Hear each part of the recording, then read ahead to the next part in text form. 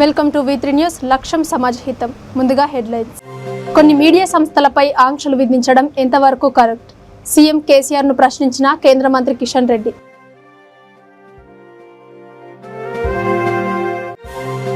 వృద్ధురాలి దళిత బంధు సొమ్ము కాజేసిన కేటుగాళ్లు, నట్టేట ముంచిన అధికార పార్టీ పెత్తందారులు.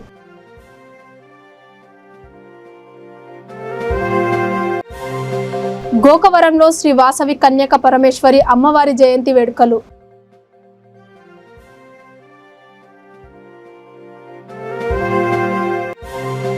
ఒక్క ఛాన్స్ అంటూ గెలిచి ప్రజలను నట్టేయడం ముంచిన జగన్. టీడీపీ అనకాపల్లి జిల్లా అధ్యక్షుడు బుద్ధ నాగ జగదీశ్వరరావు మండిపాటు. ఇక డీటెయిల్స్ లోకి వెళ్తే, కొత్త సచివాలయం ప్రారంభోత్సవంలో కొన్ని మీడియా సంస్థలపై ఆంక్షలు విధించడం ఎంతవరకు కరెక్ట్ అని కేంద్ర మంత్రి కిషన్ రెడ్డి వ్యాఖ్యానించారు. ముఖ్యమంత్రి కేసీఆర్ అవలంబిస్తున్న విధానాలపై ఆయన మండిపడ్డారు. హైదరాబాద్ సనత్ నగర్ లో ఏర్పాటు చేసిన ప్రధాని మోడీ మన్ కీ బాత్ కార్యక్రమంలో పాల్గొన్న ఆయన సచివాలయ ప్రారంభోత్సవ కార్యక్రమంలో కొన్ని మీడియా సంస్థలను అడ్డుకోవడం ఎంతవరకు సబబు అని అన్నారు. తెలంగాణ ఉద్యమ సమయంలో మీడియా సంస్థలను వాడుకొని ఇప్పుడు ద్వేషించడం సరైన పద్ధతి కాదని అన్నారు. ప్రజలకు ఉపయోగపడని ప్రగతి భవన్, ముఖ్యమంత్రి కేసీఆర్ వెళ్ళని సచివాలయం ఎందుకని ప్రశ్నించారు. खाली खाली सा महसूस कर रहा था। 50 साल पहले मैंने अपना घर इसलिए नहीं छोड़ा था कि एक दिन अपने ही देश के लोगों से संपर्क ही मुश्किल हो जाएगा। जो देश विश्व का अटूट अंग बन गया। हर महीने मैं देश के लोगों के हजारों संदेशों को पढ़ता हूं। हर महीने मन की बात मेरे मन की आध्यात्मिक यात्रा बन गया है। मन की बात स्व से समष्टि की यात्रा है।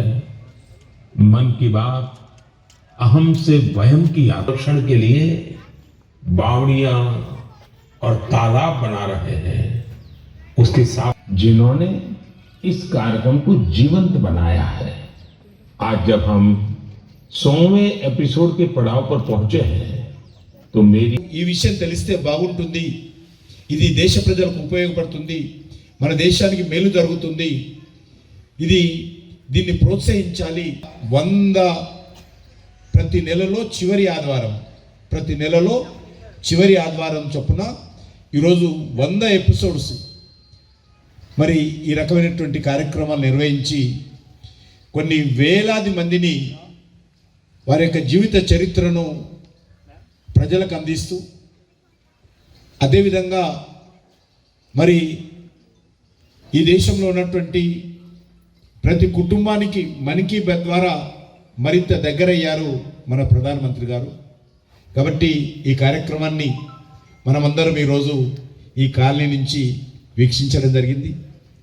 ఈరోజు వారే కాదు, దేశంలో ఉన్నటువంటి ప్రముఖులందరూ, అనేక మంది అధికారులు, అనేక మంది పారిశ్రామికవేత్తలు, అనేక మంది పొదుపు సంఘాల్లో పనిచేసేటువంటి వ్యక్తులు, అనేక చిన్న చిన్న వ్యాపారాలు చేసుకున్నటువంటి వాళ్ళు, కోట్లాది మంది విద్యార్థులు, యువకులు మనం చూసాము టీవీలలో. ఎక్కడ నేను మరి మనందరి తరఫున ప్రధానమంత్రి గారికి మనస్ఫూర్తిగా మరి ధన్యవాదాలు, శుభాకాంక్షలు తెలియజేస్తా ఉన్నాను. వారికి ప్రధానమంత్రి స్వయంగా చిన్న చిన్న ఉదాహరణలు తీసుకొని తమ జీవితాలలో చేస్తున్నటువంటి సేవా కార్యక్రమాలు కానీ, అద్భుతాలు కానీ ప్రజలకు మరింతగా వివరించి సమాజంలో సేవ చేస్తున్నటువంటి వ్యక్తులను ప్రోత్సహించేటువంటి కార్యక్రమం మరింత పట్టుదలతో, మరింత శక్తిని కేంద్రీకరించి ఏ రకంగా వాళ్ళందరూ సేవ చేయొచ్చో ఈరోజు మనము స్వయంగా ప్రధానమంత్రి గారు మన్ కీ బాత్ కార్యక్రమం తర్వాత ఆయా రంగాల్లో ఉన్నటువంటి వ్యక్తుల యొక్క ప్రాధాన్యత ఏ రకంగా పెరిగింది, వాళ్ళు చేస్తున్నటువంటి పనిని మరింత అంకిత భావంతో, పట్టుదలతో ఏ రకంగా చేస్తూ ఉన్నారో స్వయంగా మనం చూడడం జరిగింది. ఇంతకుముందు శశిరెడ్డి గారు చెప్పినట్టు మణిపూర్లో ఒక అమ్మాయి చిన్న వ్యాపారం చేస్తూ ఉంటే ప్రధానమంత్రి గారు మన్ కీ బాత్లో ఆ అమ్మాయి గురించి మాట్లాడారు. ప్రధానమంత్రి గారు మాట్లాడిన తర్వాత ఆ అమ్మాయి వ్యాపారం పెరిగింది.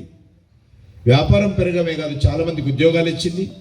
చాలామందికి ఉద్యోగాలు ఇవ్వడమే కాకుండా తను చేస్తున్నటువంటి ఉత్పత్తులను ఇతర దేశాలకు కూడా ఎగుమతి చేస్తాం.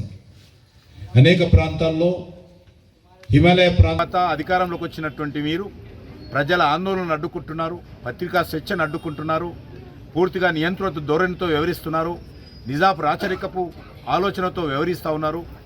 మరి ఈరోజు 2016 నుంచి కూడా సెక్రటరియట్ రాకుండా ఈరోజు కొన్ని సంవత్సరాల పాటు సెక్రటరియట్ లేకుండా పరిపాలన చేస్తున్నటువంటి వారు మీరు ఈరోజు మరి కొత్త సెక్రటరియట్ కట్టి ఏముద్ధరిస్తారో ఈరోజు అర్థం చేసుకోవాల్సిన అవసరం.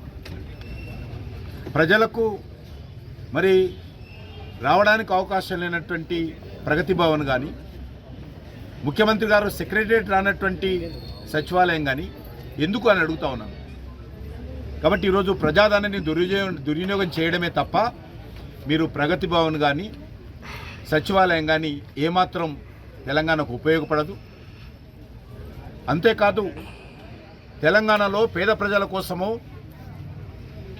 డబుల్ బెడ్రూమ్ కడతామని చెప్పి అనేక రకాలుగా 9.5 సంవత్సరాలుగా ఆశలు చూపించి ఈరోజు చివరికి డబుల్ బెడ్రూమ్ ఇవ్వకుండా 4 నెలల్లో నువ్వు మాత్రం అద్భుతంగా ప్రగతి భవన్ కట్టుకున్నావు, ఈరోజు సచివాలయం కట్టుకున్నావు.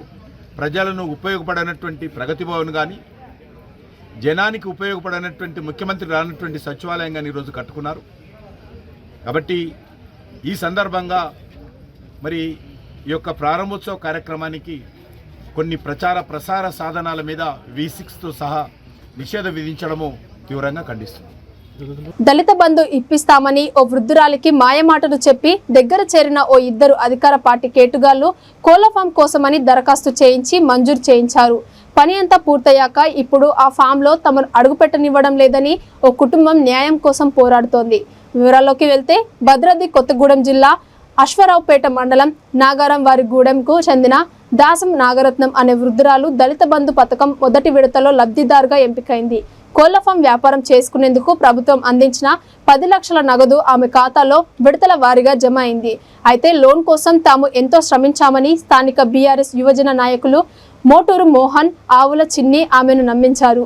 కోళ్ల ఫామ్ ఏర్పాటుకు ఓ స్థలాన్ని లీజుకు ఇప్పించి అందులో బోర్ మోటార్ కోసం నగదు చెల్లించాలని మాయమాటలు చెప్పి ఆమె బ్యాంకు ఖాతా నుండి గత ఏడాది జూలై 7వ తేదీన 1,80,000, ఆ తర్వాత కోళ్ల ఫామ్ షెడ్ రేకు కోసం అంటూ 1,83,050 రూపాయలు ఆయా దుకాణాల అకౌంట్లకు ట్రాన్స్ఫర్ చేయించారు. కోళ్ల ఫామ్ నిర్మాణం పూర్తయిన తర్వాత లీజుకు తీసుకున్న స్థలం బీఆర్ఎస్ యువజన నాయకుడు మోటూరి మోహన్ దేనని 3.5 లక్షల నగదు చెల్లించే వరకు కోళ్ల ఫామ్ వద్దకు రావడానికి వీల్లేదంటూ తిరుగుబాటు చేశారు. దీంతో మోసపోయామని గ్రహించిన బాధితులు పోలీసులను ఆశ్రయించారు.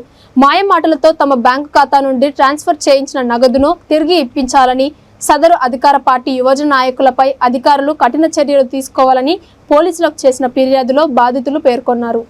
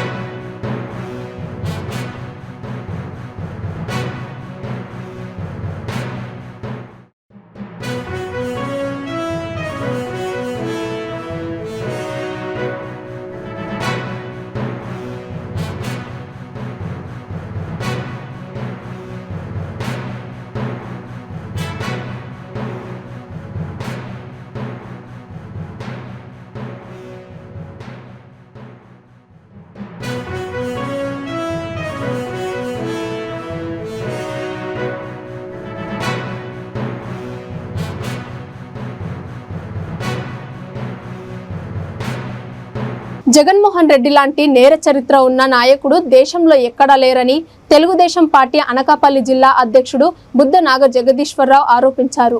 జిల్లా కేంద్రంలోని పార్టీ కార్యాలయంలో ఏర్పాటు చేసిన విలేకరుల సమావేశంలో ఆయన మాట్లాడుతూ భూమాఫియా, అబద్ధాల కోరు, మైనింగ్ మాఫియా, బాబాయ్ని చంపిన నేర చరిత్ర, ఇలా ఎన్నో నేరాలకు కేర్ ఆఫ్ అడ్రస్ కలిగిన రాక్షసుడు జగన్ అని అభివర్ణించారు. ఒక్క ఛాన్స్ అంటూ గెలిచి ప్రజలను నట్టేట ముంచారని మండిపడ్డారు. సమావేశంలో పార్టీ ఎలమంచిలి ఇన్ఛార్జ్ ప్రగడ నాగేశ్వరరావు, తాతబాబు తదితరుల నాయకులు పాల్గొన్నారు. చంద్రబాబు నాయుడు ముసుగేసుకుని చంపించేటట్టు ఇన్ని అబద్ధాలు ప్రజలు నమ్మి ఆ రోజు 2019 ఎలక్షన్లో గెలిపించారు. అది ప్రజల దౌర్భాగ్యం. ఈరోజు ఆడుకుంటున్నారు. చాలా అన్యాయం ఉంది. రాష్ట్రం అల్లకొల్లం అయిపోతుంది. ఏ రకాన కూడా రైతులకి ఇబ్బంది. ఇవాళ మేటలు పెట్టేసి రైతులు పీకలు బిగించేస్తారు. అన్ని రకాలుగా ఉద్యోగస్తులు ఆ పీఆర్సీ ఇస్తానని మోసం చేసి 7 రోజులు ఇస్తానని వాళ్ళు వాడుకొని రోడ్డు మీద తోసాడు. అలాగే రిటైర్మెంట్ ఎంప్లాయీలు కనీసం 10వ తారీఖు కదా ఈ నెలలో వచ్చే నెలన్నా పట్టలేదు. ఏ ఒక్కరూ కూడా మనశ్శాంతితో బతకలేకపోతున్నారు. అన్ని రకాలుగా అతగాడు పోలీసు వ్యవస్థను అడ్డు పెట్టుకుని నరకం చూపిస్తున్న రావణాసుడు ఎవరు ఉన్నారంటే ఈ జగన్ రెడ్డి. ఆర్యవైశ్యుల ఇలవెల్పు ఆరాధ్య దైవం శ్రీ వాసవి కన్యక పరమేశ్వరి అమ్మవారి జయంతి అత్యంత భక్తి శ్రద్ధలతో తూర్పు గోదావరి జిల్లా గోకవరంలో నేత్రపరంగా నిర్వహించారు. పురుషులు తెల్ల షర్టులతో, మహిళలు 108 కళాశాలతో ఆర్యవైశ్య కళ్యాణ మండపం నుండి మెయిన్ రోడ్ మీదుగా జై వాసవి, జై జై వాసవి అంటూ ర్యాలీ నిర్వహించారు. అనంతరం ఆలయంలో అమ్మవారికి మహిళలతో ప్రత్యేక కుంకుమ పూజలు నిర్వహించారు. ఆలయ అర్చకుడు రఘురామశర్మ వేద మంత్రాలతో ఆలయంలో హోమాలు నిర్వహించి అనంతరం అమ్మవారికి అభిషేకాలు, పూజలు నిర్వహించారు. ఈ సందర్భంగా ఆయన మాట్లాడుతూ ఆర్యవైశ్యుల ఆరాధ్య దైవం కన్యక పరమేశ్వరి అమ్మవారికి పూజలు నిర్వహించడం వలన వ్యాపార అభివృద్ధితో పాటు అమ్మవారు ఆయురారోగ్యాలు ఇస్తారని, ప్రజలంతా సుఖశాంతులతో ఉంటారని అన్నారు. ఆర్యవైశ్య సంఘం అధ్యక్షుడు నానాజీ మాట్లాడుతూ క్రమశిక్షణకు మారుపేరు ఆర్యవైశ్యులని, ఏ కార్యక్రమం తలపెట్టినా కలిసికట్టుగా నిర్వహిస్తారని అన్నారు. అమ్మవారి ఆలయ అధ్యక్షుడు అత్తిలి సుబ్రహ్మణ్యం ఆధ్వర్యంలో పూజలు నిర్వహించిన అనంతరం భక్తులకు ప్రసాద తీర్థాలు ఏర్పాటు చేశారు. ఈ కార్యక్రమంలో ఆర్యవైశ్య సంఘ సభ్యులు, మహిళా సంఘ సభ్యులు, భక్తులు పాల్గొన్నారు.